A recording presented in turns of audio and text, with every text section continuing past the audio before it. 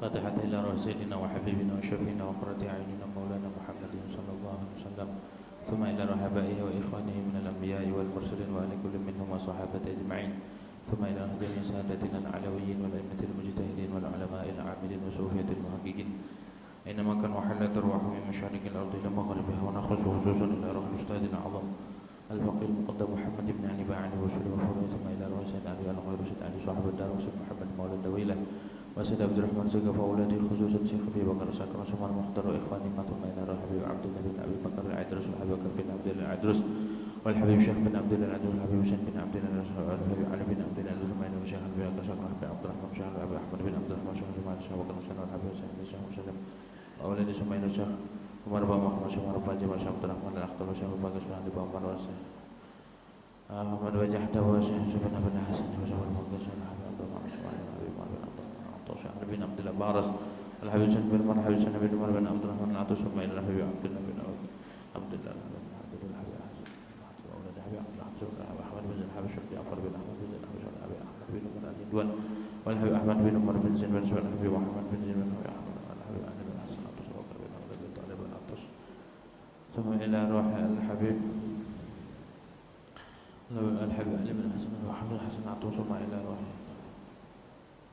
الحبيب علي بن شهر محمد بن علي بن شهر الحبيب علي بن عبد الله بن مرشاد والحبيب سالم والحبيب علي بن حسن والحبيب عبد الله بن محمد بن علي بن شهر، ثم الى الحبيب علي بن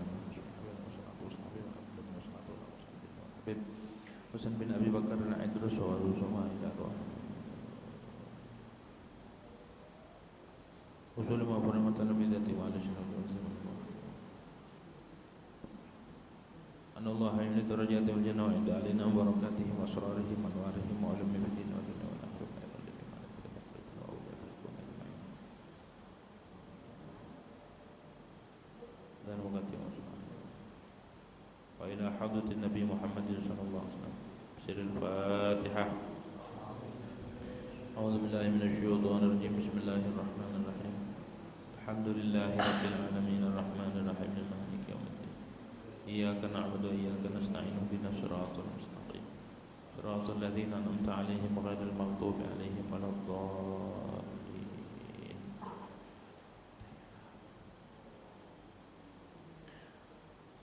بسم الله الرحمن الرحيم. الحمد لله رب العالمين wassalatu wassalamu ala asyrafil anbiya'i wal mursalin Sayyidina Muhammadin wa ala alihi wa sahbihi ajma'in. Amma ba'du. Rabbi shrah li sadri wa yassir li amri wahlul 'uqdatam min lisani yafqahu qawli. Rabbi zidna 'ilman nafi'a warzuqna fahman thaqiba. Allahumma anfa'na bima 'allamtana wa 'allimna alladhi yanfa'una. Subhanaka la 'ilma lana illa ma 'allamtana innaka antal 'alimul hakim. Wa la hawla wa la quwwata illa billahil 'aliyyil 'azim. Amma ba'du. Rabbi shrah li sadri wa yassir li amri wahlul 'uqdatam min lisani yafqahu qawli. Rabbi zidna 'ilman nafi'a warzuqna fahman thaqiba. Allahumma anfa'na bima 'allamtana wa 'allimna alladhi yanfa'una. Subhanaka la 'ilma lana illa ma 'allamtana innaka antal 'alimul hakim. Wa la hawla wa la quwwata illa billahil 'aliyyil 'azim. Babul haidi wan nifasi. Bab menyatakan tentang hukum haid dan nifas, dan juga masanya haid dan nifas. Haid dan nifas itu khususiyat perempuan gitu. Kenapa harus dipelajari tentang haid dan nifas? Karena terkait ibadah seperti sholat, puasa dan lain sebagainya hingga kita perlu tahu apakah setiap darah yang keluar itu haid hingga dia tidak boleh sholat, apakah bukan hingga dia harus sholat tetap. Maka dari itu dipelajarilah tentang haid, masa dan hukum-hukumnya. Babul haid wan nifasi, adapun ini bab menyatakan haid dan nifas. Apa sih haid itu secara syariat? Al haidu huwa damul khariju min qubulil mar'ati fi sihhatiha bila sababin.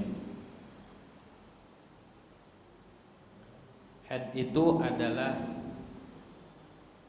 darah yang keluar dari kubul perempuan, dari kemaluan perempuan. Maksudnya keluar dari ab'adir rahim alladzi fi dakhili kubulil mar'ah, dari paling jauhnya rahim yang ada di kubul seorang perempuan yang usianya itu minimal 9 tahun. Allati balagat tis'a sinina qamariyatan, takriban, yang mencapai usia 9 tahun kurang lebih, enggak harus pasti. Maksudnya andai kata perempuan itu belum mencapai usia 9 tahun pas, 9 tahun kurang 16 hari, yang mana 16 ini cukup buat aqallul haid wa aqallut tuhur. Paling sedikitnya haid berapa? Sehari semalam atau 24 jam. Dan paling sedikitnya masa suci itu berapa? 15 hari ditambah sehari berapa? 16. Andai perempuan usianya 9 tahun kurang 16 hari keluar darah, maka itu cukup dikatakan darah haid. Kan belum 9 tahun, makanya dikatakan 9 tahun ini bukan tahdidan, bukan pas, tapi takriban, gitu ya. Walau hamilan, walaupun dalam keadaan hamil. Menurut qaul ashah, perempuan hamil itu memungkinkan keluar darah haid. Ketika ada orang hamil keluar darah haid, apakah dikatakan haid? Menurut qaul ashah, pendapat yang ashah, itu darah haid juga. Gitu. Keluarnya ini bukan karena penyakit, bukan karena satu penyakit, akan tetapi fi sihhatiha, keluarnya ini dalam keadaan sehat, normal, gak ada gangguan. Bila sababin, tanpa ada sebab. Jadi keluarnya ini tanpa ada sebab. Seperti apa sebab itu? Seperti ngelahirin, itu sebab keluarnya darah. Kalau ini enggak, ngelahirin enggak, penyakit juga bukan, maka itu darah namanya darah haid. Tapi nanti ditunggu dulu, dihitung darahnya, keluarnya berapa menit, berapa jam, harus dihitung. Gitu tuh. Warna darah itu macam-macam, ada yang merah, ada yang kuning, ada yang keruh, ada yang hitam, ada yang pekat. Begitu tuh ya. Terus ada yang encer, ada yang kental, beda-beda. Kalau di dalam masalah haid ini kurang lebih 20.000 masalah di dalam bab haid. Ada kitab khusus membahas tentang haid. Ada namanya Risalah Izalatul Iltibas fi Ahkamil Haid wan Nifas, Haid wal Istihad wan Nifas. Ada khusus kitabnya membahas tentang.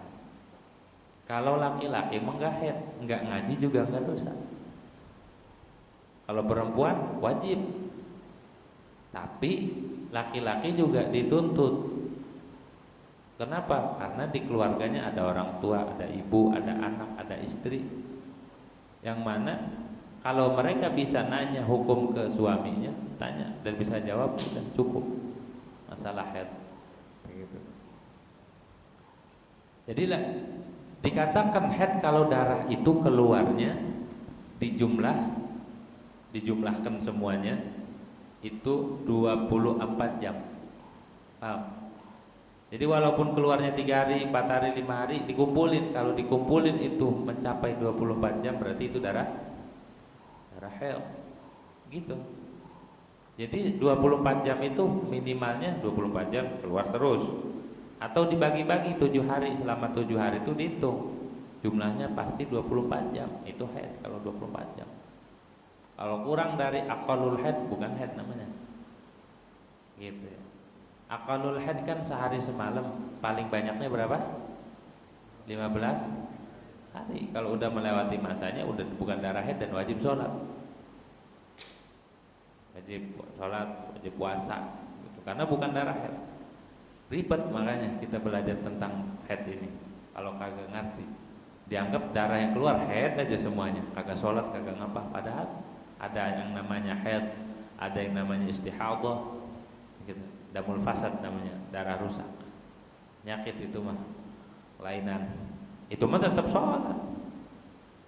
Maka penting kita mengetahui masanya ini berapa masa-masanya. Terus juga di dalam bab haid ini ada kadang kalanya putus ya, keluar ntar berhenti, ntar keluar lagi, ntar berhenti. Nah, ketika berhenti ini apakah dihitung haid? Apa dihitung enggak? Kalau berhenti enggak haid. Ada 2 ulama begitu ya, yang berpendapat, yang tengah-tengahnya yang berhenti ini. Ada yang bilang ulama katakan masa suci yang terselang, yang menyelang antara 2 darah keluar, misal sehari haid, sehari enggak, sehari haid, itu sucinya dianggap haid. Ada ulama yang mengatakan enggak, waktu suci mah suci, wajib sholat, wajib ini. Sementara begitu dulu. Ketika terhenti, kalau udah waktunya sholat ya sholat. Karena belum ketahuan. Kalau udah akhir, oh ternyata darah haid, ya udah berarti yang dilakukan itu sholatnya jatuhnya sholat sunnah mutlak. Itu yang mengatakan bahwa masa suci yang menyelang antara haid, an-naqa al-mutakhallil bainan dima, yang dikatakan haid itu namanya qaulus sahab. Qaulus sahab itu masa suci yang menyelang antara keluarnya darah dianggap haid. Itu namanya qaulus sahab. Sahab itu artinya menarik. Jadi yang suci pun ditarik ke masa haid, dihitung. Ada yang qaulul laqat.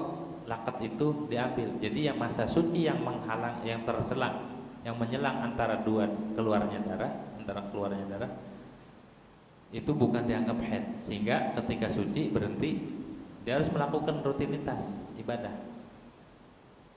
Ada 2 pendapat ya. Baik qaulus sahab ataupun qaulul laqat, ketika belum ketahuan ini darah apa, haid apa bukan, ya, sebelum dia ketahuan sampai akhir dia mampet berhenti, dihitung berapa. Oh, kalau mencapai 24 jam berarti kemantu haid. Tetap ketika darah berhenti dia harus ihtiyat, harus sholat. Takutnya darah ini bukan haid, kurang dari sehari semalam. Begitu ya. Kalau kurang dari sehari semalam, walaupun seminggu, tapi pas dihitung kurang dari sehari semalam, kan haid itu. Begitu ya. Jadi hitungannya darah itu yang keluar dihitung, dikumpulin 24. Makanya harus dihitung tuh keluarnya. Nyetes jam berapa, berhenti jam berapa, dicatat. Ribet sebenarnya. Gitu ya. Tanpa ada sebab, itu namanya haid. Wan nifas, dan nifas. Apa nifas? Wan nifasu huwad damul khariju minha. Dan nifas itu adalah darah yang keluar dari perempuan ba'da tamami wiladatiha, setelah sempurna melahirkan. habis ngelahirin keluar darah, itu namanya darah nifas. Kalau ngelahirinya normal. Kalau sesar, nggak ada darah. Ada darah nggak kalau sesar? Nggak ada. Di luar. Apakah sesar itu dikatakan darah nifas? Wallahu a'lam. Tapi ada sebagian ulama yang mengatakan, yang mengilhaq, bahwa darah sesar itu juga dikatakan nifas. Kalau ada orang disesar, bukan darah yang hasil beleknya, bukan. Karena habis diangkat bayi tuh, darah ntar. Apakah dikatakan walaupun lahirnya lewat sesar, apakah itu dikatakan nifas? Begitu ya. Ada sebagian ulama mengatakan ya. Gitu. Jadi kalau darah itu setelah melahirkan sempurna keluar ke bayi kemudian keluar darah, itu namanya darah nifas. Kalau sebelum namanya damut talak, itu mah bukan. Ya. Jadi sebelum ngelahirin keluar darah, mules, talak itu mules. Maka dianggap apa itu? Itu mah bukan darah haid, bukan juga darah nifas. Hingga ketika orang mengalami fase itu, lagi mau ngelahirin keluar darah pendarahan, maka dia wajib sholat nanti. Kalau nanti udah normal wajib qadha. Nah, jangan sampai ninggal sholat gara-gara anggap ini darah nifas mah mengiringi kelahiran, ngelahirin bayi kemudian keluar, itu nifas. Kalau sebelum lahir keluar darah, itu namanya damut talaq. Gitu ya. Darah waktu mules. Gitu. Kalau itu mah andai kata keluar darah pun tetap wajib melaksanakan ibadah sholat. Nanti kalau udah normal wajib qadha. Gitu ya. Jangan sampai kita ninggalin sholat. Itu yang terpenting. Kita belajar haid dan nifas itu bukan masalah itunya, terkait dengan ibadah yang lain seperti sholat dan puasa dan lain sebagainya, butuh dengan suci. Wa qabla mudhi aqallit tuhri, dan sebelum lewatnya paling sedikitnya suci. Darah haid darah nifas kan paling sedikitnya berapa? Lahdzah, sebentar doang. Ada bahasa ulama majjatan. Majjah itu seperti orang ludah, tuh. Udah segitu doang paling sedikitnya masanya. Udah mampet langsung. Golibnya berapa normalnya? 40 hari. 40 hari. Paling banyaknya 60 hari. Kalau 60 hari enggak mampet juga, itu berarti darah rusak, damul fasad. Dia harus melakukan ibadah kalau udah melewati 60 hari setelah kelahiran.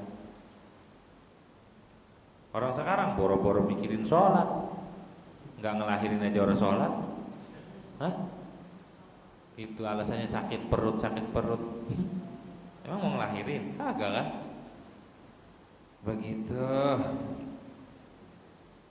Tapi kalau di tengah-tengah darah nifas, bikin orang lagi nifas, berhenti, misal dapat 40, berhenti tuh, nggak keluarnya ini, kalau cuma sehari 2 hari, lanjut nifas lagi nanti, sisanya berapa?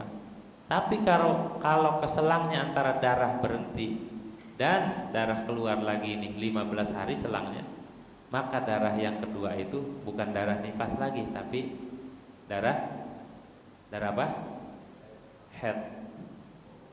Kalau keselangnya 15 hari, misal berhenti mampet 15 hari nggak keluar, maka ketika keluar lagi itu bukan nifas, tapi haid, nifasnya udah kelar. Gitu itu ya. Falau lam tar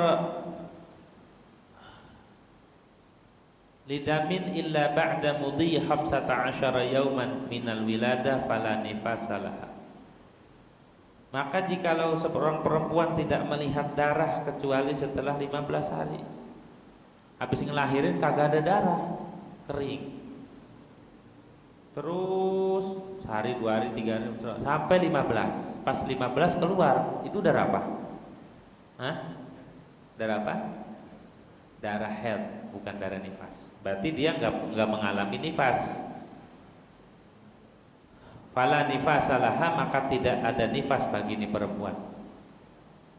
Jadi yang ada haid. Fa in ra'athu qabla dzalik wa ba'da al-wiladati bi an ta'akhkhara khurujuhu anha fabtida'uhu min ru'yatid dami. Maka jikalau seorang perempuan itu melihat darah sebelum lewat 15 hari dan setelah melahirkan, habis ngelahirin enggak lihat darah, hari, 2 hari, minggu, 10 hari, 11, 12, pokoknya kurang dari 15 saja, keluar lagi darah, keluar darah, bukan keluar lagi, keluar darah. Bi an ta'akhkhara khurujuhu anha, dengan bahwa tertunda keluarnya darah dari perempuan. Harusnya kan habis ngelahirin keluar darah, ini kagak, sehari, 2 hari, 3 hari baru keluar, ataupun seminggu baru keluar, ataupun 12 hari baru keluar. Maka gimana? Fabtida'uhu min ru'yatid dam. Kan kalau kita nggak keluar darah, kalau perempuan nggak keluar darah harus melakukan aktivitas, ya sholat, ya puasa. Tahu-tahu keluar lah, ini baru keluar darah. Itu darah apa namanya? Darah nifas. Terus ibadah yang dilakukan di waktu suci, yang dianggap suci tadi, jatuhnya apa? Jatuhnya sunnah mutlak. Gitu ya udah. Wa zamanun naqa la nifasa fih. Masa yang suci yang tidak keluar tadi itu tidak dianggap nifas, tapi lakinnahu mahsubun minasitin, dianggap dihitung daripada 60 hari. Jadi ngitung 60-nya dari ngelahirin. Nanti 1, 2, 3. Bukan dari keluar darah, bukan. Mulai nifasnya dari keluar darah, tapi masanya dihitung dari ngelahirin, habis ngelahirin tadi. 1, 2, 3, 60 hari, 2 bulan berarti ya. Fayajibu qada'us salatil lati fatat fihi, maka wajib mengqada salat yang luput perempuan, yang luput itu allati fi pada masa tersebut, pada zamanun naqa. Ketika enggak salat maka wajib qada. Wajib qada ya. Nah, ketika enggak keluar darah, apakah boleh suaminya bersenggama? Wa yajuzu li zawjiha ayastamti'a biha bih. Boleh di zaman yang suci ini yang enggak keluar darah, suaminya bersenggama dengan istri. Karena enggak keluar darah, dianggap suci. Gitu ya. Di masa yang belum keluar darah tuh. Tapi kalau udah keluar darah maka mulai nifas sampai 60 harinya dari lahir. Kalau sudah ibadah berarti dianggap apa tadi? Sunnah mutlak. Dan ketika dia luput sholat maka wajib qadha. Itu.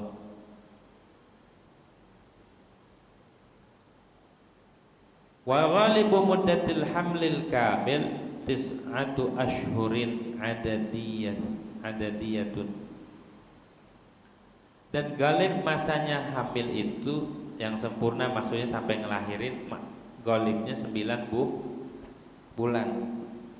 Paling minimal orang ngelahirin itu mulai dari hamil sampai ngelahirin berapa? 6 bulan dan lahdzatan. Normalnya 9 bulan. Paling lama berapa? Orang hamil paling lama berapa? 4 tahun. Jadi keluar bayinya udah kumisan, udah bisa makan bubur ayam. Jadi paling lama itu 4 tahun. Jadi selama 4 tahun ini hamil. Adakah yang sampai segitu? Ada. 4 tahun keluar jadi apa itu? Gitu ya. Lamaan di dalam. Kalau yang prematur minimalnya itu 6 bulan, itu dikatakan aqallul hamil. Tapi kalau kurang dari 6 bulan, misal 4 bulan, oh ini berarti bayi bukan bayi dari suaminya, atau bukan hamil dari suami. Karena nggak ada yang kurang dari 6 bulan, normal nih. Paling sedikit 6 bulan. Gitu ya, paling sedikit 6 bulan. Normalnya 9 bulan dan paling lama itu 4 tahun. Kapan mulai hamil itu dikatakan hamil? Wabtida'u dzalika min waqti imkanil wad'i. Mulainya hamil itu terhitung dari waktu imkanul wad'i, ketika melakukan persetubuhan dengan suami istri. Di situ tuh dianggapnya. Misal tanggal berapa ini? Seorang pengantin baru nikah kemudian melakukan hubungan suami istri. Nah, di situ terhitungnya. Sampai 6 bulan atau 9 bulan ataupun 4 tahun. Andai orang nikah tapi belum melakukan hubungan suami istri, belum terhitung. Nikah 2 tahun baru ngelakuin hubungan suami istri. Nah, di situ baru terhitung imkanul wad'i. Di situ terhitung hamilnya itu, bukan dari awal. Gitu tuh.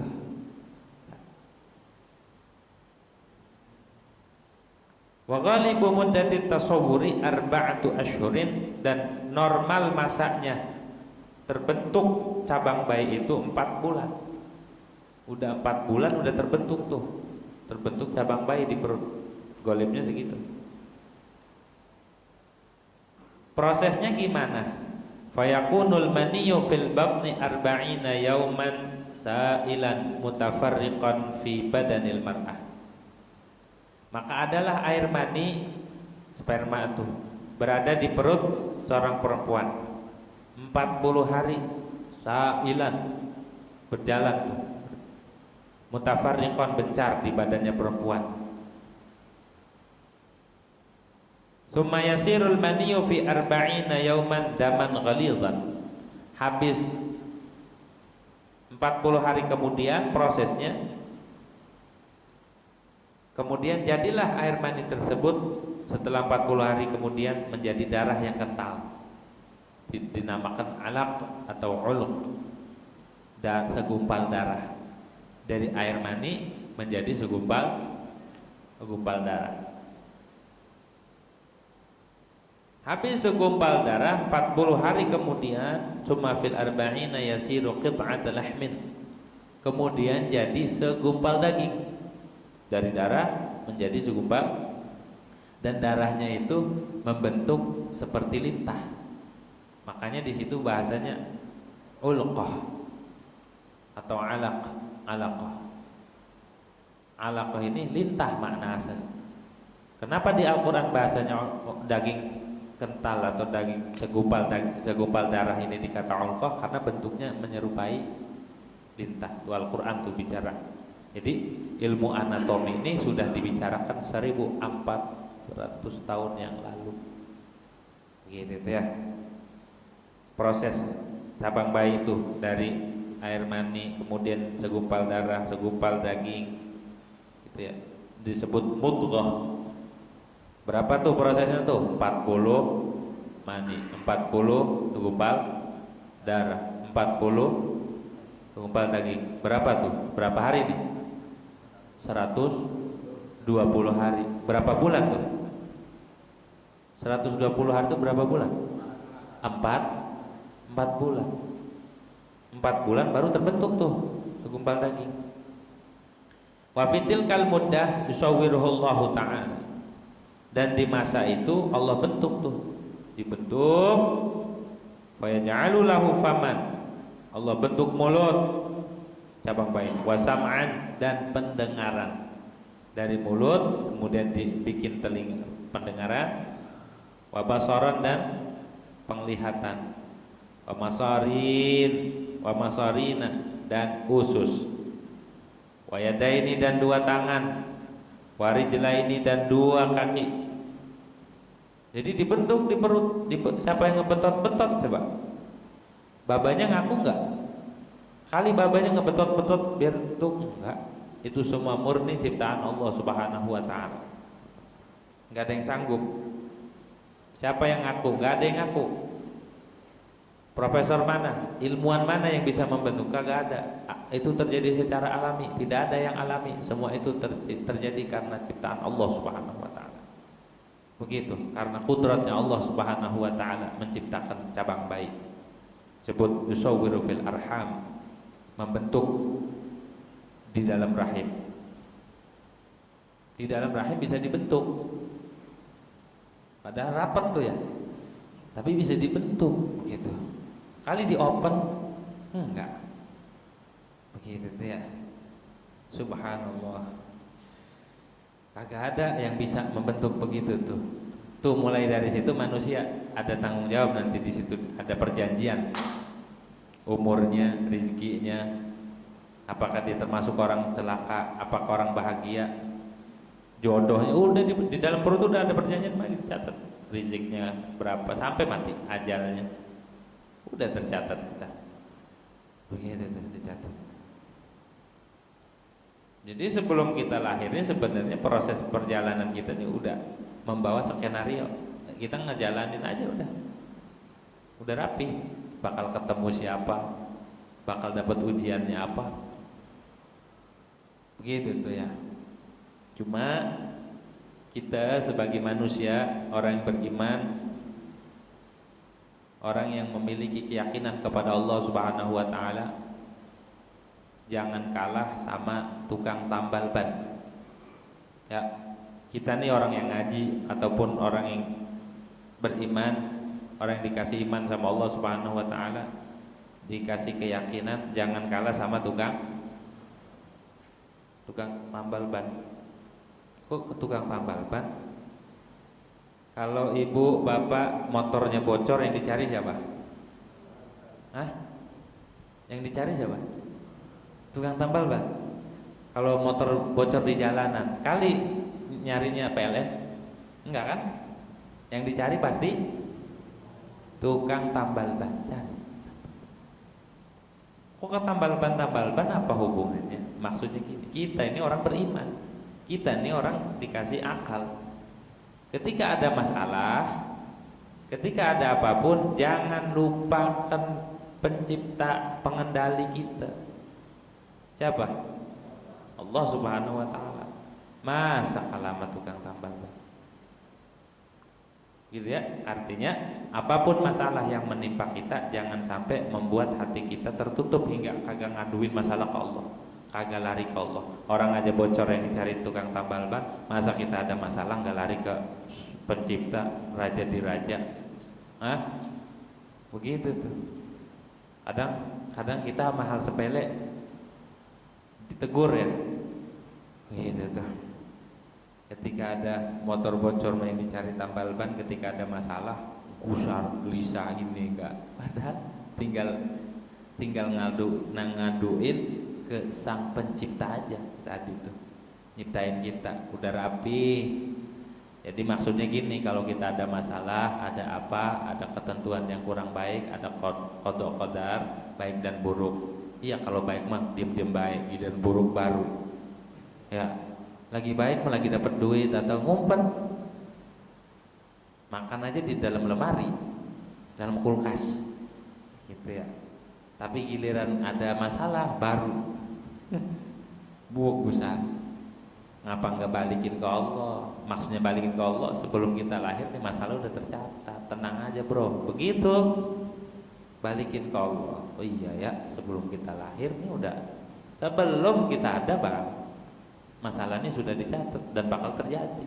Apapun yang menimpa kita nih sebelum lahir itu sudah dicatat. Apa aja masalahnya, mau besar mau kecil, baik dan buruk, sudah tercatat. Maka kalau ada masalah balik lagi ke Allah. Ya Allah, iya ya, gitu. Jangan giliran bocor mencari tambal ban, nyari tukang tambal ban, giliran masalah kehidupan orang, giliran masalah kehidupan Allah dilupakan. Gitu ya, nggak balik ke Allah Subhanahu wa taala. Nah, di dalam perut kita ini udah ada perjanjian. Catat sama malaikat, disuruh sama Allah, catat meninggalnya umur sekian, jodohnya sama si fulana, tinggal di mana, ntar jam udah rapi semua. Begitu. Nah mudah-mudahan, kan kita nggak tahu nih, kita ini termasuk orang yang beruntung, orang yang meninggalnya husnul khatimah atau enggak, kan kita nggak ada yang tahu. Itu gaib, rahasia Allah. Mudah-mudahan kita tergolong orang yang beruntung, bahagia, meninggalnya husnul khatimah. Karena bukan ranah kita dan bukan kekuasaan kita. Mampu nggak kita mengendalikan diri kita? Mampu nggak kita mengarahkan biar kita ini sehat terus? Mampu nggak? Nggak kan? Buktinya ada yang sakit. Kita berupaya menjaga diri, tapi ada sakit nggak kadang? Pengen kita itu selamat, pengen, tapi buktinya apalagi urusannya kayak gini yang berat, meninggal husnul khatimah dan sul khatimah, nggak ada yang tahu kita ini catatannya meninggalnya apa. Maka dari itu pasrahkan ke Allah. Ya Allah, saya mudah-mudahan begitu meninggalnya husnul khatimah. Tuh, karena bukan ranah kita. Nggak ada orang yang jamin tenang nanti meninggalnya husnul khatimah, nggak ada. Siapapun orangnya nggak ada yang bisa ngejamin itu. Maka dari itu kita harus benar-benar bersandar kepada Allah Subhanahu wa taala. Benar-benar harus bersandar. Karena hidup kita ini kebanyakan di luar nalar kita, di luar kendali kita. Besok nih yang terjadi, emang kita udah tahu bakal terjadi? Emang kita tahu besok masih hidup? Emang kita tahu besok ada celaka atau enggak? Enggak tahu. Semua masih di dalam ilmunya Allah Subhanahu, genggaman Allah Subhanahu. Maka dari itu jangan kita kurang-kurang bersandar kepada Allah Subhanahu wa taala. Semua itu kita enggak tahu. Gaib semua. Nasib kita ini enggak ada yang tahu. Jangan jauh-jauh sama Allah Subhanahu wa taala. Nah, begitu ya. Jadi kalau udah begini yakin, udah ada keyakinan. Iya ya, gak usah ngeluh jadi. Gak perlu ngeluh. Gak perlu menyalahkan keadaan. Kenapa saya lahir begini mulu ya, hidup begini mulu ya, gak usah.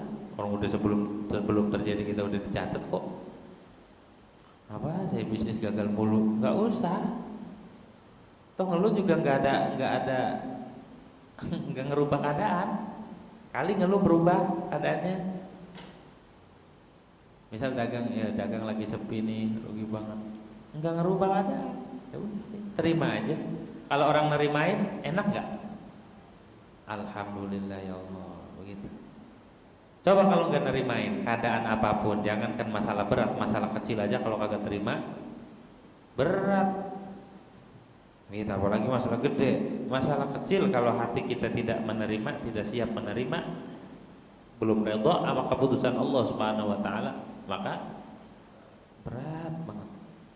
Tapi kalau kita sudah belajar ikhlas, belajar ridha, kata Nabi, man radiya falahur ridha wa man sakhita falahus sakhat. Siapa orang yang ridha sama keputusan Allah, ridha dengan qada qadar, maka dia akan mendapatkan ridha Allah. Tenang tuh jiwanya. Karena secara psikologi orang lagi gundah, lagi galau, itu ada penyempitan, sehingga untuk berpikir tuh susah. Diem aja. Bang makan, diem aja. Bang minum, diem aja udah. Nggak enak makan, nggak enak minum, nggak enak tidur. Gitu tuh. Tapi kalau sudah ikhlas, ya Allah udahlah, saya redha, ikhlas. Ini terjadi, tenang udah, reda aja. Jadi yang tadinya tegang nih otak, jadi kita diuji sama Allah, kena masalah, jangan dilawan, jangan dipikirin, begitu ya. Diapain? Ya Pak? Terima, ridho, ikhlas. Tapi kalau ada orang nagih utang, saya mau ikhlas, ikhlas, bayar. Ada orang datang, ngapain mau nagih utang? Saya mau ikhlas ditagih. Wah, kok ikhlas? Bayar Bang, gitu. Jangan ikhlas. Harus duit. Kalau nggak ada duit, nah lain lagi tuh baru tuh Allah dari mana ya minta ya Allah gitu. Tapi kalau seandainya ada masalah, apapun masalahnya, coba dah kita ridho. Kalau kita ridho sama keputusan Allah, senang, riang hati kita, plong, biar. Tapi kalau nggak ridho, jangan masalah gede dikit nggak bakal ruwet di hati. Makan kagak enak, tidur kagak nyenyak, minum pun kagak, wis kagak kurus, gitu ya, nggak kurus hidupnya, nggak jelas. Tapi kalau dia ridho, masalah gede apapun biar seimbang hidupnya, stabil. Hidupnya stabil, gitu ya. Dah. Jadi sebelum kita lahir sudah ditetapkan. Tsumma yursalul malaku, kemudian diutus malaikat. Fayanfukhu fihi ruh, maka meniupkan malaikat nih di bayi nih, cabang bayi nih. Ar-ruh akan roh, ditiup roh masuk lewat ubun-ubun. Masuknya roh itu lewat ubun-ubun. Tiup. Ay fayadkhulur ruh fil badan minal yafukh. Masuklah roh itu ke badan dari yafukh. Yafukh ini ubun-ubun. Wa huwa wasatur ra'si. Yafukh itu tengah kepala, di sini masuk. Wa a'lahu, dan paling tingginya kepala nih. Kenapa ditiupin roh? Liyasira hayyan mutaharrikan, agar hidup tuh bayi. Jadi berapa hari itu prosesnya masuknya roh? 4 bulan ya? Ya, 4 bulan 40 hari. Berarti berapa hari itu?